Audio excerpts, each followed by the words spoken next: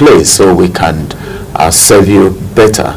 Now it's time for us to go into the discussion proper, where we'll be looking at the explosion in Niger State, and I have my guests joining me in the studio where we'll go into that discussion. Comrade Gerard Kashi is right here. He is a public affairs commentator and a human rights activist. It's good to have you in the studio this morning. Thank you for having me. Happy New Year. I don't think yes, Happy New Year to you too, and Happy New Year to our wonderful viewers. All right, let's quickly get to Niger State. Well, the death toll rose to about 80-something, and they've been buried, as a matter of fact, and some injured are still receiving treatment. And this is not the first time this issue is happening in Nigeria. As a matter of fact, why do we keep having this situation over and over again? It's unfortunate that what happened with regards to tank explosion in Niger State. I will start by, sympathizing and expressing my heartfelt prayers and thoughts with the government of Niger State and the immediate families that were affected by these avoidable explosions, and then wish a quick recovery to those that were injured with regards to what happened. It's unfortunate that it continues to happen. In the past 12 calendar year, we have recorded near to 800 lives lost with regards to various counter explosions in Nigeria, and it's a worrisome situation. When I say it's a worrisome situation, it's because what happened cannot and will not stop people or make people to learn. The major causes of having huge number of casualties with regards to these explosions are poverty and bad governance. Because if you look at the causes of these explosions, it's not far from bad poor road maintenance, lack of safety, implementation of safety measures, lack of training of drivers, overloading, and so on and so forth. And these are some of the things that the regulators and the government can ensure that we limit. If, for example, the railway project that is ongoing, if they can connect it to the south and see that heavy duty vehicles like tanks can be moved via railway lines, you understand, it will minimize it. Like they are laying pipe from here to Morocco and then to Europe. What stops us laying pipe across all the states where we can connect this energy, rather than making use of the roads? Or better still, create an environment where these trucks can move at night, but they can barely move at night because of the poor nature of our roads. You understand? So then you now bring into poverty factor into it, where at every tank that falls, you see people trying to scoop fuel, irrespective of the dangers involved. Even as this one has happened just less than 24 hours ago, if another one is to happen even at the city center of Abuja, you still see people trying to scoop, knowing the dangers involved in it. So this is where training, awareness, and sensitization needs to come in. This is where we expect our law enforcement agencies like a civil defense to do their work. You understand? Whenever you have issues, this time of response should be key. Once you respond, try to bar people from going close to the site, at least if possible 1 kilometer away. Let it be only experts and professionals that will be there to see how they can control the situation, because it's happening one too many. It's happening almost on a monthly basis. even the ones that are not on record. There's hardly any trip you can move from the north to the southern Nigeria that is almost a full day trip that you will not see one tanker on the road that has issue. So that takes us to the activities of these tanker drivers and the owners that they are driving. What would you have to say about the attitude of people who drive these trucks? Because one thing, if you are in that truck or that vehicles, there's a way it looks. And there's been some form of allegation that people who drive these trucks have some kinds of habits, attitude, the way they drive, carelessness and all of that.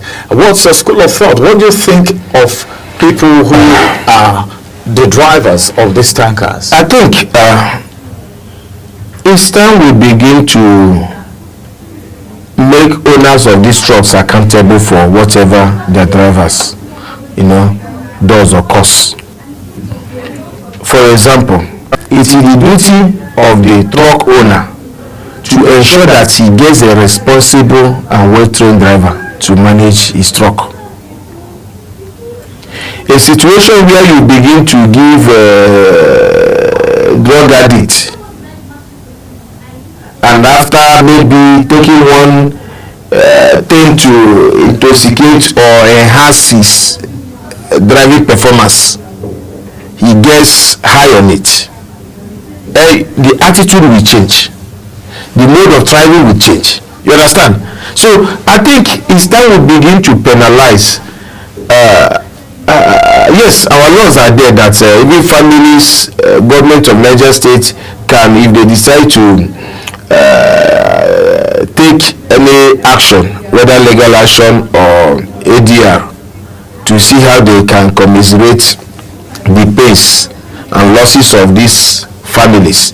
But then it's time government agencies, Federal Road Safety Commission, Public Complaint Commission, and other agencies that are there for the interest of the people and safety of the people should start looking inwards. It's not just giving of course, one can say fatigue can as well cause exhaustion. When you have been on the road for more than 12-15 hours, it can cause it. Then you can consider issues of vandalism. Somebody that have intention of vandalizing the product is carrying, you understand, it can cause some issues, creates imaginary accident just to cover his track. You understand? So I think all the balls fall down on the table of our leaders, government. If they can consider, because of the high losses we are recording with regards to movement of trucks, highly flammable products, they can consider laying pipelines, just like they are laying the gas pipeline, or possibly fasting the railway project. Rather than concentrating in connecting Niger Republic, they should concentrate in connecting Nigerians. But don't you think by so doing, some persons will lose their job, be the drivers, the truck owners, okay, they will be out of business, then the truck drivers and the conductors will also be out of business. Can't there be anything? Don't you think anything can be done for these explosions not to happen, even if they are using the road? You see, I don't think that they will lose their job, because once one door closes, another opens. It depends on the creation. You understand? The current work that is going on in the Nigerian railway sector is creating more jobs. People are getting employed. You understand? There are other ways they can be very useful. It must not be that the only way you can survive is by driving truck. But having said that, yes, there are other ways they can make use of the road without causing accidents. One of the ways is making it, the truck owners ensuring that they use safety measures. If you are a driver, you should have an assistant.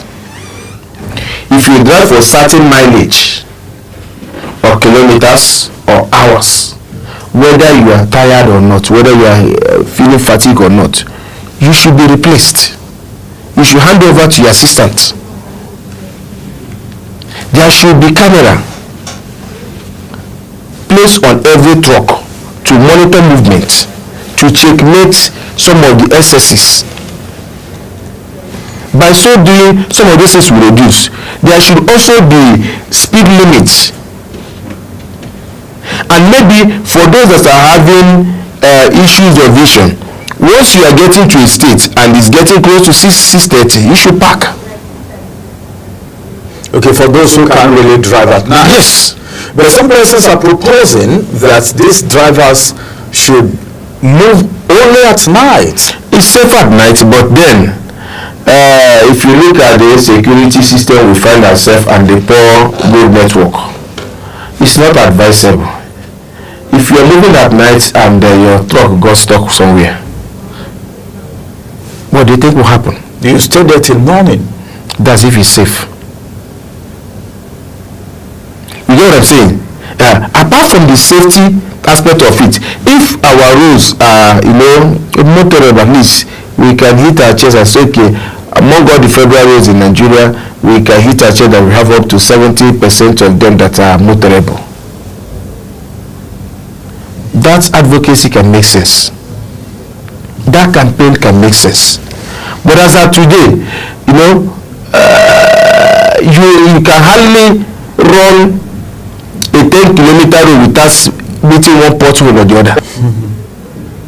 It's only in FCT here that you can enjoy smooth road, or maybe some other city centers. But once you leave those cities and try to do interstate connect, you certainly experience some of these things. Of course, there are massive projects we have seen this present administration embarking upon. Maybe, just maybe, and with the speed they are going, in 1 year to 18 months time, we expect that some of these lapses would have been covered, and perhaps the issue of night journey can be ignited as it was before. Okay, let's get to the area of the government right now. The President Bola Tinubu will set up a high-powered committee to investigate the recurrence of tanker explosion and implement safety measures to forestall the tragedy. Is this coming late? Or you feel it's timely? Because this is not the first time it's happening. Remember the Jigawa case? They were over 100 years. Oh yes, alive. Oh yes, and the committee was set up. But then I want to ask, what's the essence of setting up committees? These committees are going to be sponsored with taxpayers' money.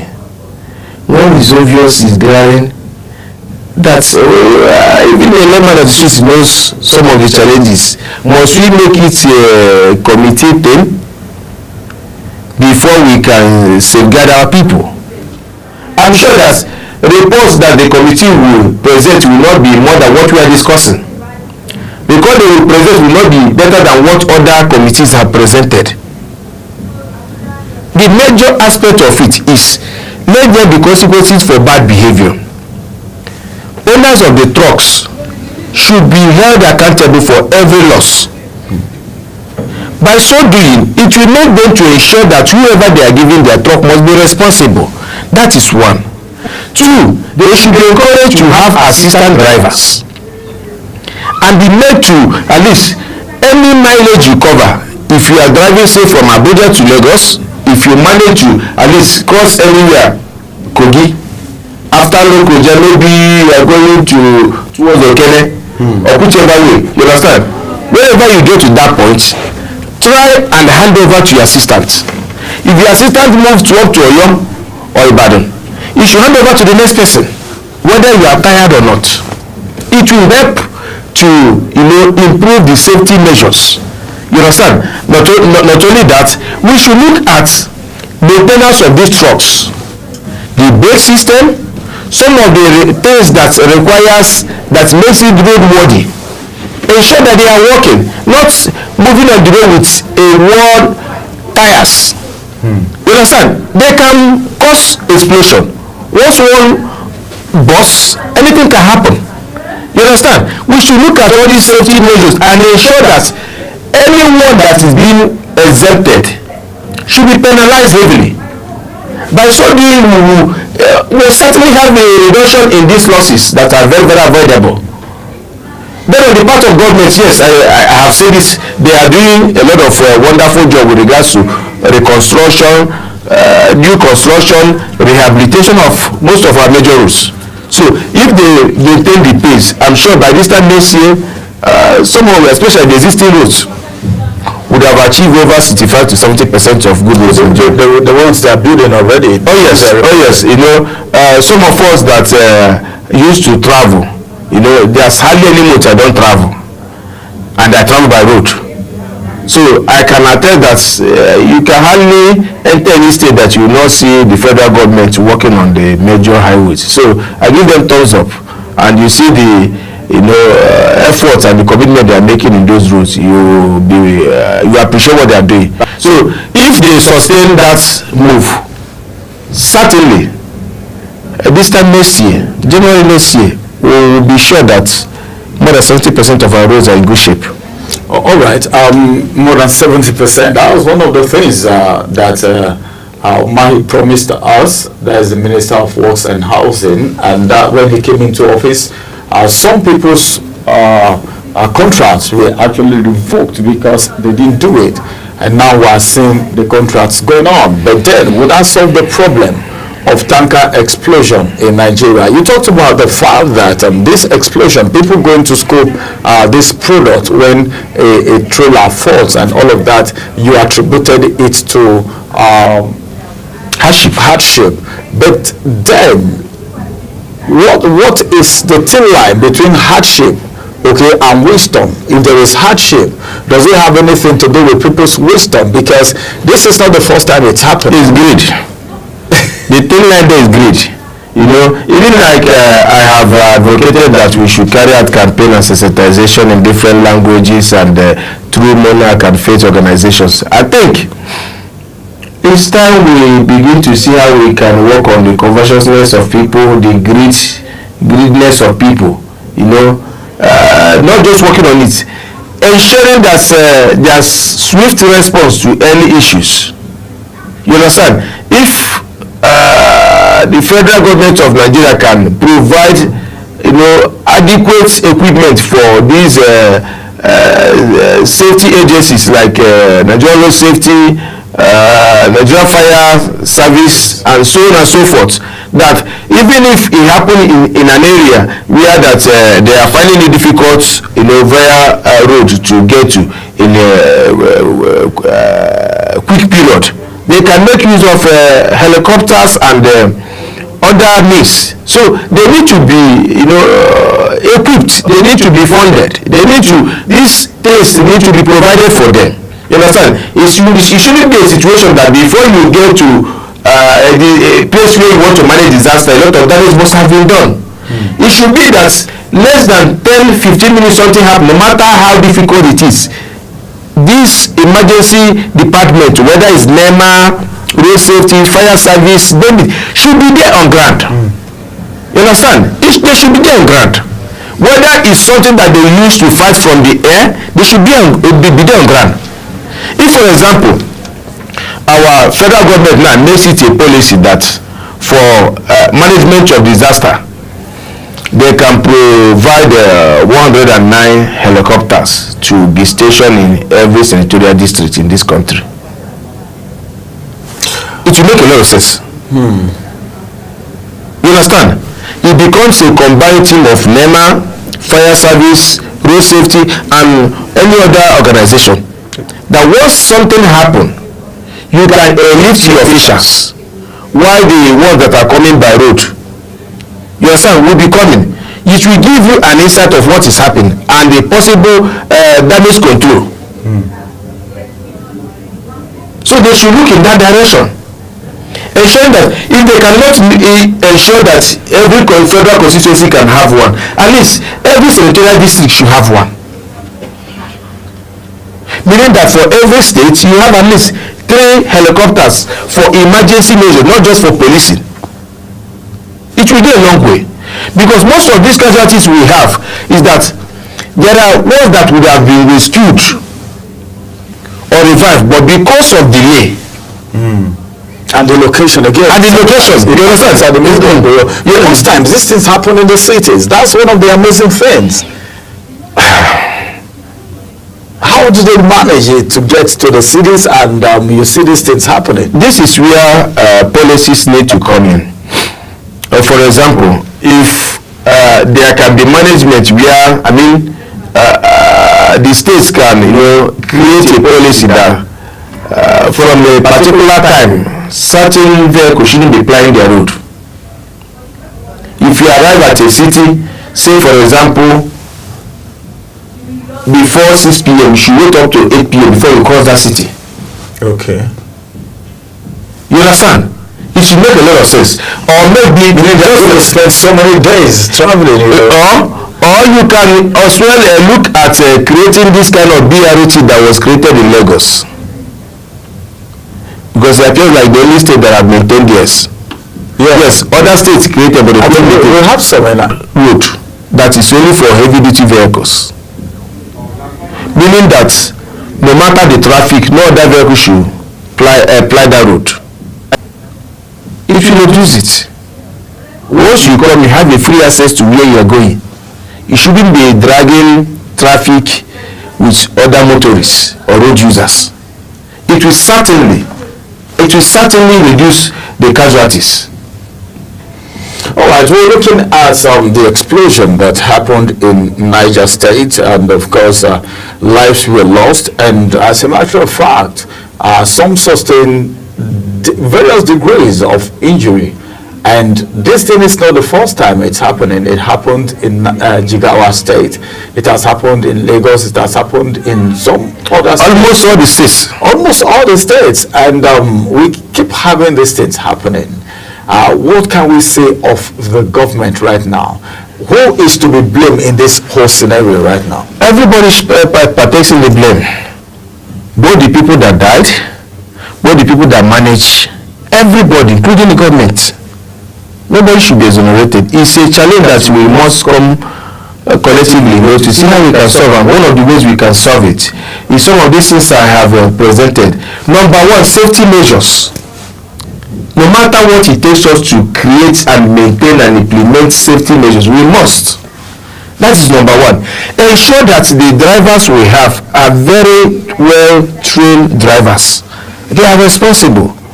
Two, we should ensure that every truck that applies the road is off-road worthy.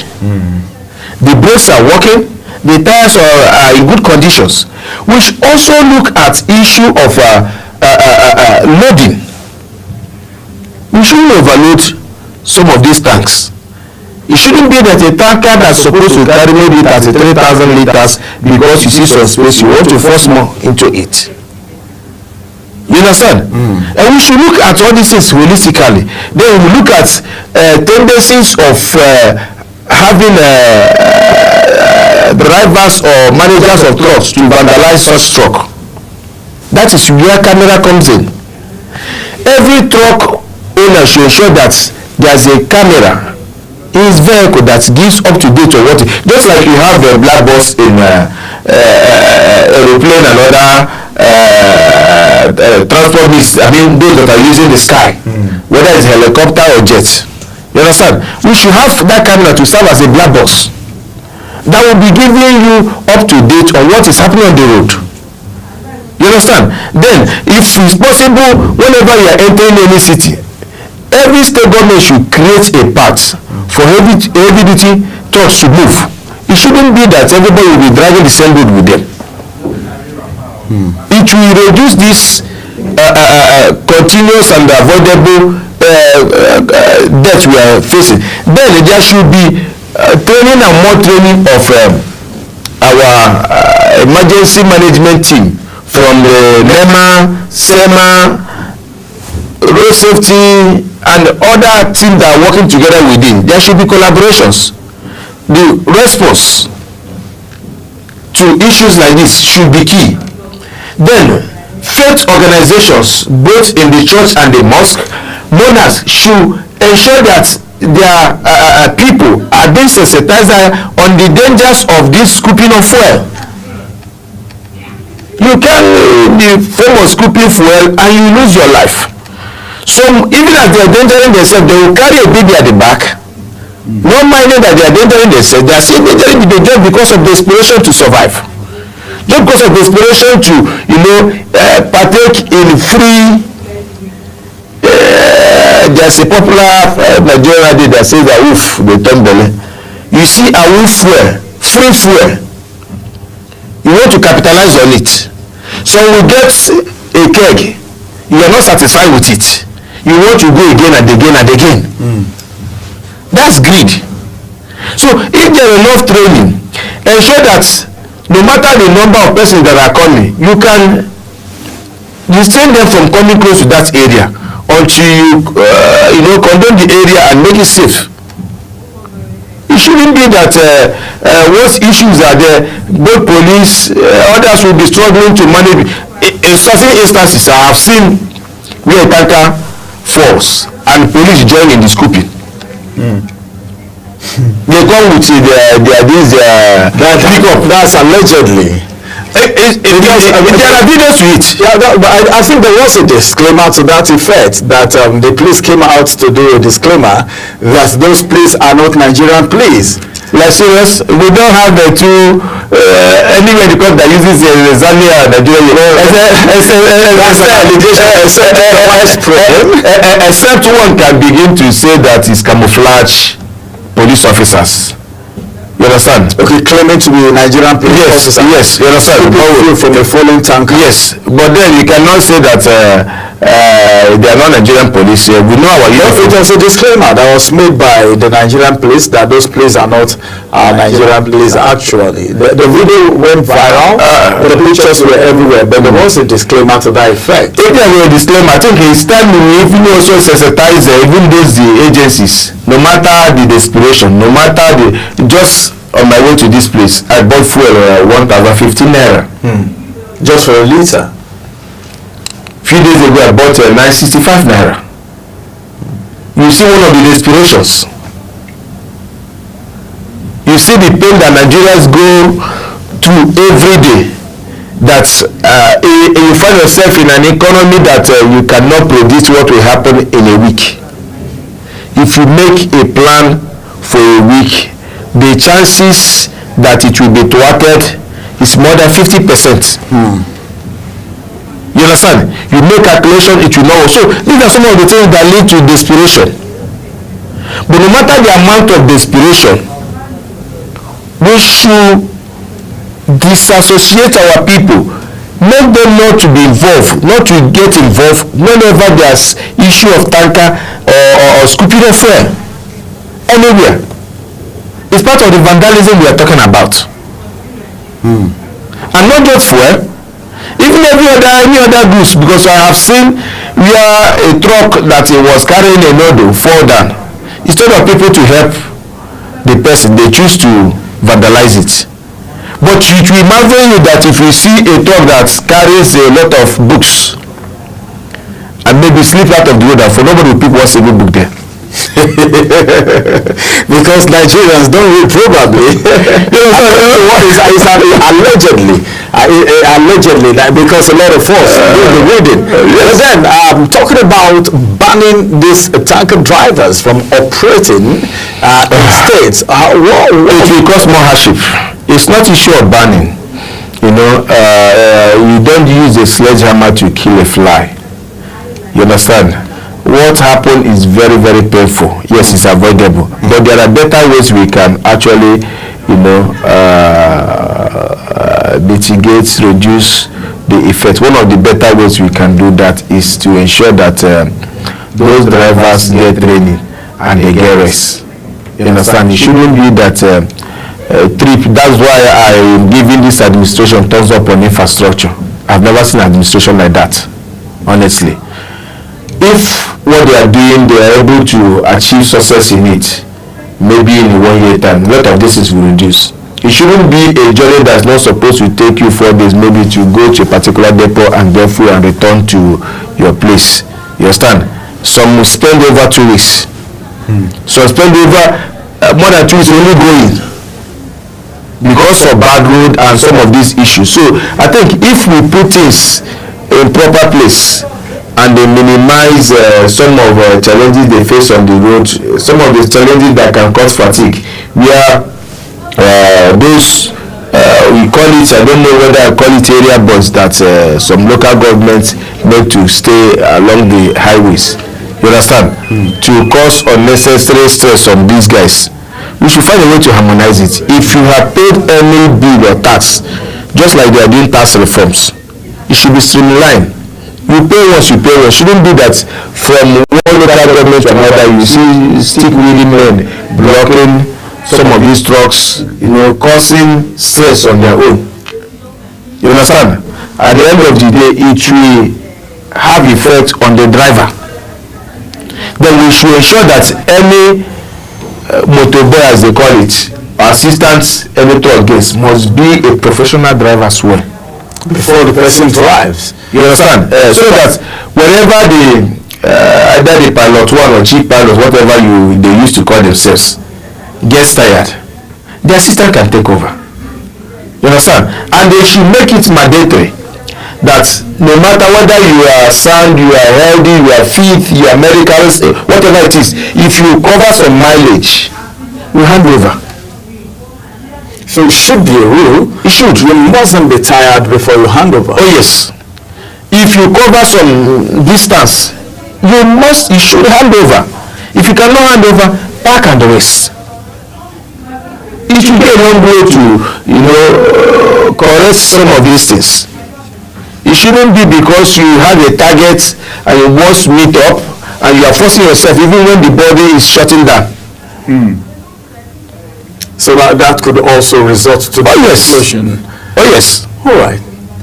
Well, that's the voice of Comrade Kachi, a public affairs commentator and a human rights activist, talking about the tanker explosion in Niger State that have claimed over 50 lives. Some recorded it, some media houses recorded 70, some 80, but it's above 50, and that's the situation we're discussing right now. Well, this is how far time will take us today. I would have loved us to talk more about this. I think orientation is very important. Oh yes. Like I've said, I think the people need to get the proper orientation so that the issue of going to scoop fuel, even if the fuel is flowing on the ground, this is a product that is highly inflammable. Very, very inflammable. Fire moving like a wide wind. Speed of light. At speed of light. So caution should be taken. No matter, hardship is not an excuse, and of course the authorities need to do something fast about that.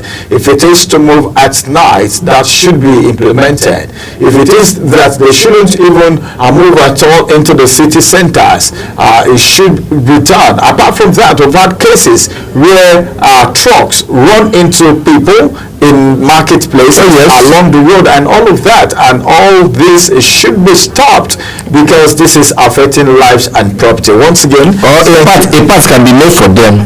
Any city they go. We have something like that in Lagos State. Yes, there is a part for BRT. Yes, if they can make similar things, for heavy duty vehicles. You understand? All truck drivers, once you are getting to a city, you see the signal signboard that this is our only track you have to maintain. You understand? And there should be enough sensitization towards that, so that those taxi drivers, bus drivers cannot even go into that track. It will minimize some of these things. If you look at most of the cases, 90% of them is where they are trying to dodge a pothole. Either they enter inside a gutter or one thing or the other. You understand? So if they can minimize it and put them on the speed lane, maintain a track for them, and see that the road is continuously maintained, it will reduce some of these things. All right, let's see what the authorities will do after that. The president is setting up a committee already to look into the situation of explosions in Nigeria. Some governors want to ban the operation of these truck drivers, in their states. But then, how far will that go? All of this will be communicated to you as the issue unfolds and every other development coming from this explosion by the government or any other authority will be communicated to you on Global